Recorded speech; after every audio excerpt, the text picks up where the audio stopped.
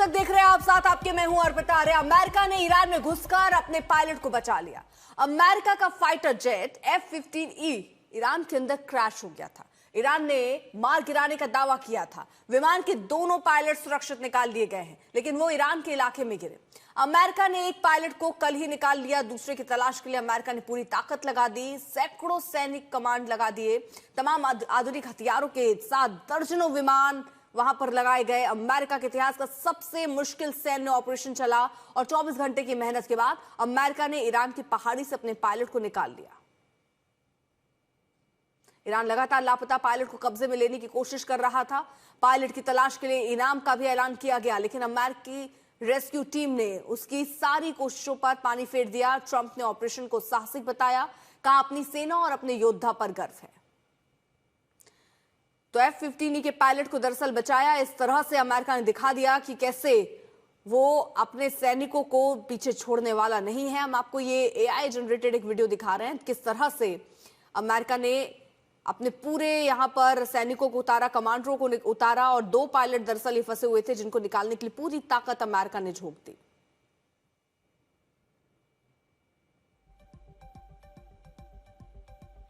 Iran की जमीन पर अमेरिकी विमान गिरने के बाद पायलट के रेस्क्यू को लेकर कई सवाल उठ रहे थे, लेकिन अमेरिका ने बड़ा ऑपरेशन चलाकर अपने पायलट को बचा लिया।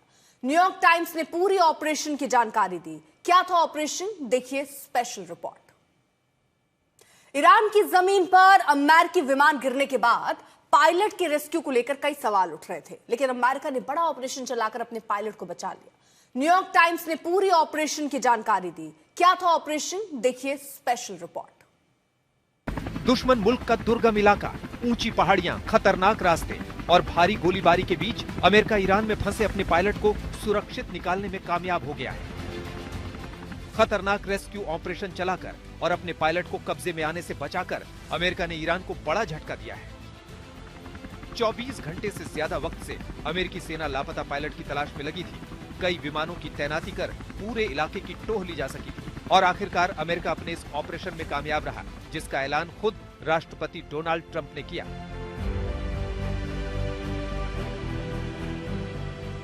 विमान ईरान की जमीन पर गिरा, मलबे की तस्वीरें आईं, युद्ध के बीच टेंशन बढ़ी, लेकिन सबसे ज्यादा चर्चा इस बात की शुरू हुई कि आखिर लड़ाकू विमान के दोनों पायलटों का क्या हुआ।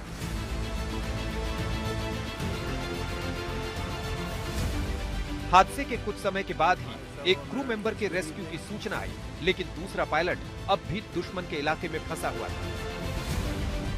ईरान की ओर पायलट को पकड़ने के लिए सर्च ऑपरेशन शुरू हुआ। अमेरिकी पायलट को पकड़ने वाले को इनाम देने का भी ऐलान हुआ।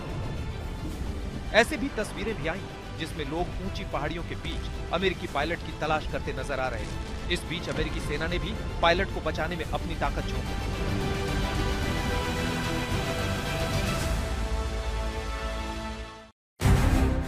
एक वरिष्ठ सैन्य अधिकारी ने इस बचाव मिशन को अमेरिकी विशेष अभियानों के इतिहास में सबसे जटिल और कठिन मिशनों में से एक बताया।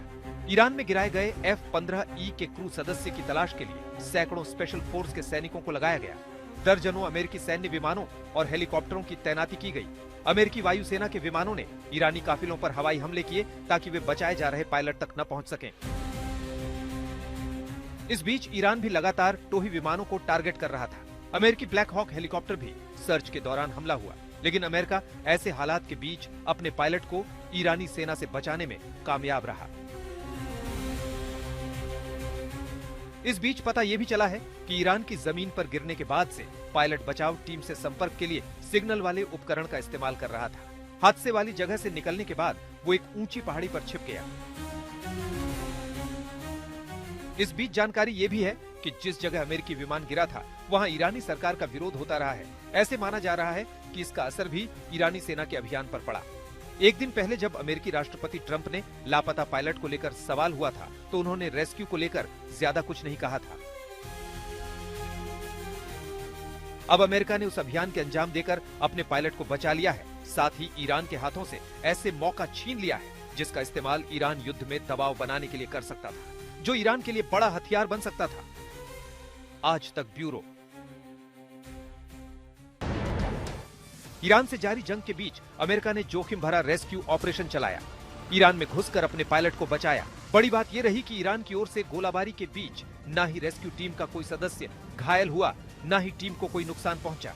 अमेरिकी सेना ने पायलट को ईरान के बेहद दुर्गम इलाके से बचाया और फिर घायल ऑफिसर को इलाज के लिए सीधे कुवैत भेज दिया गया। इस पूरे घटनाक्रम के बीच अमेरिकी कमांडो के अभियान की चर्चा फिर से हो रही है। इनके सटीक ऑपरेशन और कामयाबी की वजहों पर बात हो रही है, क्योंकि बीते कई सालों में देखें तो अमेरिकी कमांडो ऑपरेशन बेहद सटीक रहे हैं। कमांडो ऑपरेशन के जरिए अमेरिका ने कई बार दुश्मनों को मात दी, कई बार दुश्मनों को घुटने पर लाया।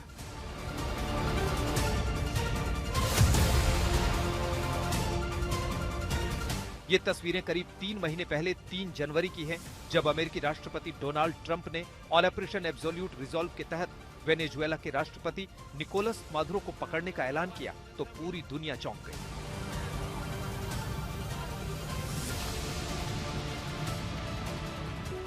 वेनेजुएला पर ट्रंप के इस एक्शन की किसी को दूर दूर तक भनक नहीं थी।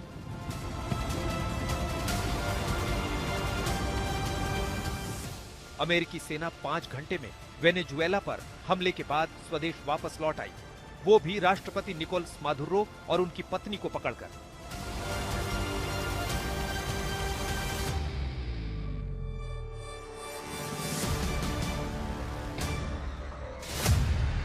हालांकि इस मिशन की तैयारी 5 महीने पहले से चल रही थी। अमेरिकी खुफिया एजेंसियों की नजर निकोलस मादुरो पर थी। उनके सोने से लेकर घूमने, खाने और रहने की हर छोटी बड़ी जानकारी अमेरिकी एजेंसियों के पास मौजूद थी।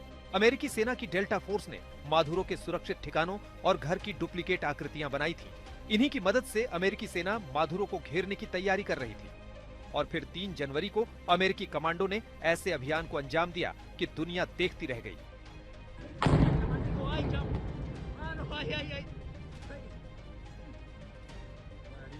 Mamá, huevo, yo, Juan, casi no tenemos muy...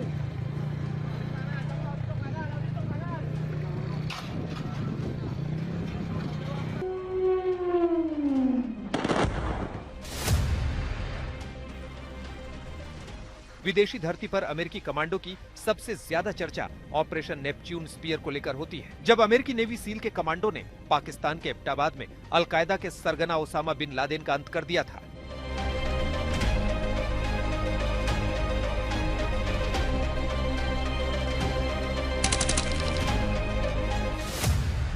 एक से 2 मई 2011 की रात अमेरिकी कमांडो ने यह ऑपरेशन शुरू किया और ऑपरेशन के शुरू होने के करीब 10.5 घंटे बाद ही अमेरिका ने ओसामा बिन लादेन के मारे जाने का ऐलान कर दिया था। ये ऑपरेशन इतना सटीक था जिसकी भनक पाकिस्तान सरकार को भी नहीं लगी। हालांकि इन ऑपरेशन की तैयारी भी लंबे समय से की जा रही थी। अमेरिका ने सही टाइमिंग का इंतजार किया और फिर इस ऑपरेशन को अंजाम दिया। वहीं ईरान की धरती पर अपने पायलट को बचाने का अभियान बिना देरी शुरू हुआ। ईरान की ओर से लगातार हो रहे हमलों से जोखिम बढ़ा था, लेकिन बेहद कम समय में अमेरिकी कमांडो ने इस अहम ऑपरेशन को अंजाम दिया और ईरान में घुसकर अपने पायलट को सुरक्षित बचा लाए। आज तक ब्यूरो।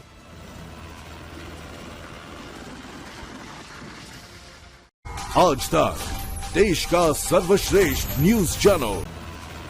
अमेरिका ईरान जंग में अगर कोई सबसे अहम और खतरनाक मोर्चा बनकर उभरा है तो वो है स्ट्रेट ऑफ हॉर्मुज। ये सिर्फ एक समुद्री रास्ता नहीं है, बल्कि पूरी दुनिया की ऊर्जा सप्लाई का लाइफलाइन है। लेकिन अब यही रास्ता ईरान के हाथ में सबसे बड़ा हथियार बन चुका है।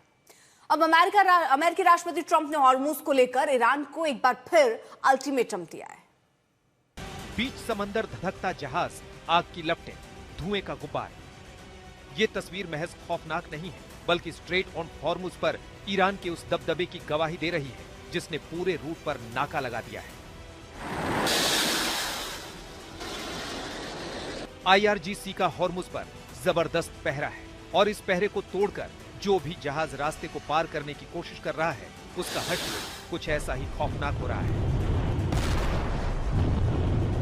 अब हॉर्मुज रूट पर ईरान के इसी कंट्रोल को खत्म करने के लिए अमेरिकी राष्ट्रपति ट्रंप ने अब फाइनल अल्टीमेटम दे दिया है।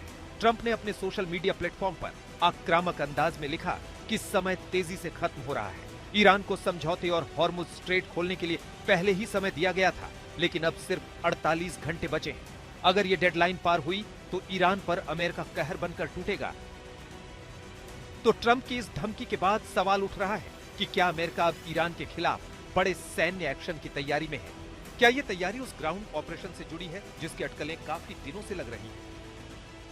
हालांकि ये पहला मौका नहीं है जब हॉर्मुज को लेकर अमेरिकी राष्ट्रपति की ओर से धमकी दी गई है। सबसे पहले ट्रंप ने 22 मार्च को ईरान को 48 घंटे का अल्टीमेटम दिया था और कहा कि अगर ईरान हॉर्मुज रूट नहीं खोलता तो उसके पावर प्लांट्स पर हमले होंगे। हालांकि एक ही दिन बाद 23 मार्च को अच्छी बातचीत का हवाला देते हुए ट्रंप ने ऊर्जा ठिकानों पर हमले 5 दिनों के लिए टाल दिए। इसके बाद 26 मार्च को ट्रंप ने कहा कि ईरानी सरकार के अनुरोध पर ऊर्जा प्लांट पर हमले 10 दिनों के लिए रोक रहे हैं। Go to the strait and just take it, protect it, use it for yourselves. Iran has been essentially decimated. The hard part is done, so it should be easy. And in any event, when this conflict is over, the strait will open up naturally. It'll just open up naturally. They're going to want to be able to sell oil because that's all they have to try and rebuild. It will. Hormuz को लेकर Trump की धमकी की मियाद 6 अप्रैल को खत्म हो जाएगी, तो क्या चेतावनी के 48 घंटे बीतते ही अमेरिकी सेना ईरान पर कहर बर पाएगी? हालांकि अब तक ट्रंप की हर धमकी, हर चेतावनी ईरान पर बेअसर रही है। इस बार भी ट्रंप के अल्टीमेटम का ईरान ने उसी अंदाज में जवाब दिया है। ईरानी सेना मुख्यालय सेंट्रल हेडक्वार्टर के प्रवक्ता इब्राहिम जोल्फाघारी ने कहा कि अगर तनाव बढ़ता रहा तो पूरा क्षेत्र अमेरिका और इजराइल के लिए नरक बना जाएगा और ईरान को हराने का भ्रम उनको दलदल में फंसा देगा। इस बीच बड़ा सवाल यह भी है कि आखिर अब तक ट्रंप किसी बड़े एक्शन के बजाय हॉर्मुज पर ईरान को बार बार चेतावनी क्यों दे रहे हैं? क्या ट्रंप की ताजा चेतावनी 2 अमेरिकी विमानों के गिरने का दबाव का नतीजा है? उधर 2 लड़ाकू विमानों के बाद अब IRGC ने यूएस के 2 ब्लैक हॉक हेलीकॉप्टर भी तबाह करने का दावा किया है। इन दावों के बीच हॉर्मुज रूट को लेकर अमेरिका पर दबाव बढ़ता जा रहा है। एक दिन पहले ही अमेरिकी इंटेलिजेंस की रिपोर्ट ने इस संकट को और गहरा दिया है। रिपोर्ट के मुताबिक ईरान फिलहाल किसी भी हाल में हॉर्मुज स्ट्रेट खोलने को राजी नहीं दिख रहा। विशेषज्ञों का मानना है कि अगर अमेरिका सैन्य ताकत के जरिए इस रास्ते को खोलने की कोशिश करता है तो ये जंग और लंबी और खतरनाक हो सकती है। यही नहीं, पूर्व CIA डायरेक्टर बिल बर्न्स ने भी चेतावनी दी है कि ईरान इस ताकत को इतनी आसानी से छोड़ने वाला नहीं। उनके मुताबिक तेहरान इस स्ट्रेट के जरिए भविष्य में किसी भी शांति समझौते में अपने लिए सुरक्षा गारंटी और आर्थिक फायदे हासिल करने की कोशिश करेगा। ऐसे में साफ है कि ईरान ऊर्जा सप्लाई के इस अहम रूट पर दबदबा कम नहीं करेगा। अब देखना होगा कि क्या ट्रंप की धमकी और फाइनल अल्टीमेटम का ईरान पर क्या असर होगा, और अगर ईरान अपने रुख पर अड़ा रहा तो क्या युद्ध और विनाशकारी होगा। आज तक ब्यूरो। 48 घंटों में हॉर्मुज रूट ना खुलने पर ट्रंप ईरान में तबाही की धमकी दे रहे हैं, लेकिन इन धमकियों का ईरान पर कोई असर नहीं दिख रहा है। ईरान लगातार खाड़ी के देशों में हमले कर रहा है। हर दिन बीतने के साथ ही ईरान का हमला और खतरनाक हो रहा है।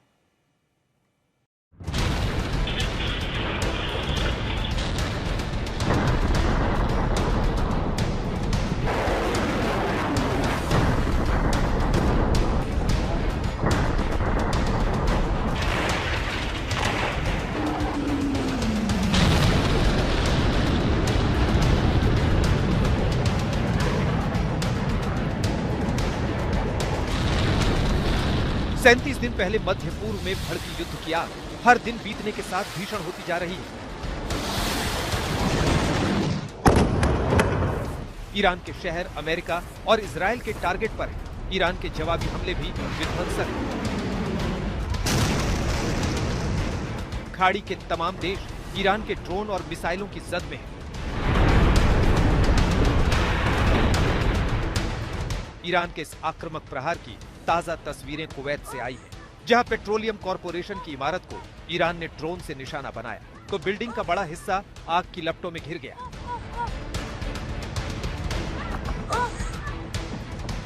कुवैत के शुवैख में ओनायल सेक्टर कॉम्प्लेक्स पर ईरान ने ड्रोन दागे।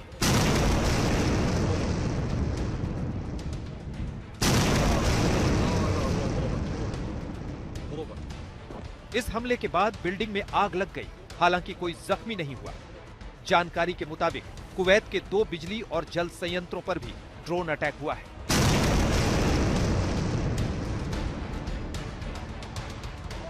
वहीं बहरीन में तेल रिफाइनरी को भी ईरान ने ड्रोन से टारगेट किया है।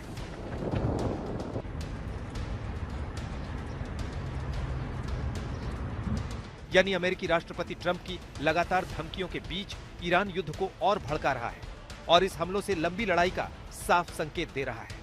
उधर ईरान की भीषण बमबारी के बीच इजरायली अटैक भी तेज हो गए हैं। इजरायल ने ईरान के पेट्रोकेमिकल और स्टील प्लांट्स को निशाना बनाया।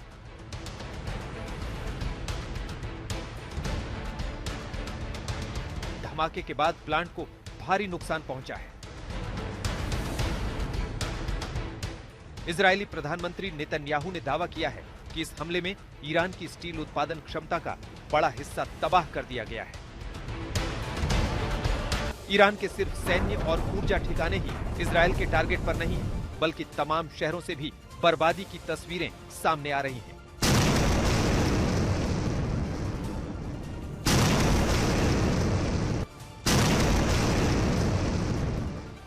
ईरान का कहना है कि अब तक इजरायल की मिसाइलें 30 यूनिवर्सिटी को निशाना बना चुकी हैं।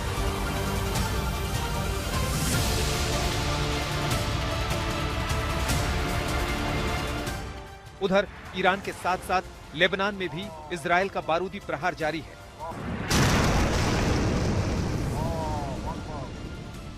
लेबनान के तटीय शहर टायर में हमले की इन तस्वीरों को देखिए। जोरदार धमाका होता है और हर ओर धुआं फैल जाता है। अब स्ट्रेट ऑफ हॉर्मुज को लेकर ट्रंप के अल्टीमेटम के बाद माना जा रहा है कि अगर इस रूट पर ईरान ने अपनी पकड़ में ढील नहीं दी तो युद्ध और खौफनाक हो सकता है।